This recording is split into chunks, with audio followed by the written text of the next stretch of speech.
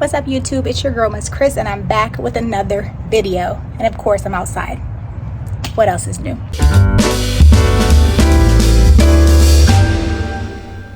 So today we're going to put together this quote-unquote kids garden bed from the brand Expert Gardener. I picked this up from my local Walmart. It was pretty affordable. It comes with a reverse chalkboard. It has some chalk colors, a liner, and the drainage hole, which was really nice. All right, first thing I did was dump all of the material out of the box so I can see what I was working with. It did come with a separate box that was labeled as tools, and it had pretty much your instructions. It had a screwdriver with screws, your chalk, your liner, and that was about it. Always important to make sure you read the instructions thoroughly. Once I did so, I was able to go ahead and get started. Now, one thing that made this process extremely easy was that all of the parts were labeled. Shout out to Expert Gardener for this, because you guys, nothing is worse than having some poor instructions.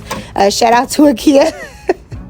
No, I'm just kidding. I love me some IKEA, but y'all know what I'm talking about with IKEA. Comment down below if you know what I'm talking about, but shout out to IKEA. So I'm pretty much putting the base together of our garden bed. Again, pretty simple, really self-explanatory. Now, all of the corners came with pre-drilled holes, and so screwing the screws in was pretty simple. It would have been a lot quicker if I was able to use my power drill, but it was not recommended because this wood was pretty delicate, and I can understand how you can easily damage the wood if you were to use a drill. So yes, you do it manually. It took a little time. You do want to make sure it's tightened and secure and whatnot, but really easy. So now I'm putting down our floor base. I guess that's what you want to call it. Again, they had pre-drilled holes, which made it easy to line up. What I will say is that the holes were not 100% accurate, but it was okay because, again, it was pretty easy to screw in the screws through the wood and not have any resistance. So be alarmed if you stumble across these same concerns.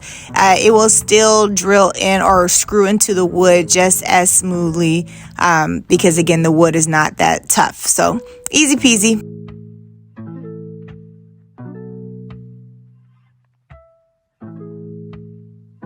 All right, so now we're about to attach the limbs to our garden bed. You guys, this part was the only part that gave me a challenge, okay?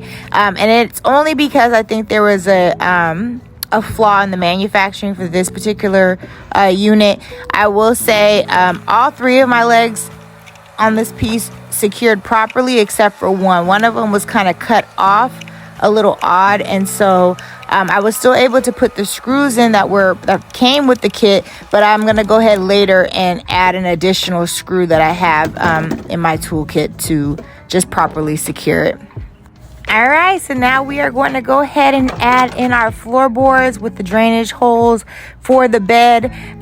This part was self-explanatory, super easy. You're just going to line up the corners. You'll kind of see in this angle that I'm going to give you, the corners have these easy cutouts to help guide you. You're just going to drop them in there.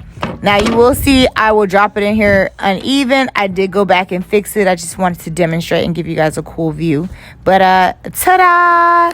The final looks. And then you go ahead and grab the liner, and we're going to go ahead and lay this baby up in here. It was pretty huge. Once I added the soil to the line or to the garden bed, it did hold the liner up in place properly and it looked a whole lot better. But that is about it. This was the final product. It was super fun, super easy. Probably took me less than an hour to put together. But please stick around to the end of this video so that you can see the final results. I'm going to go ahead and add my vegetables to this planter.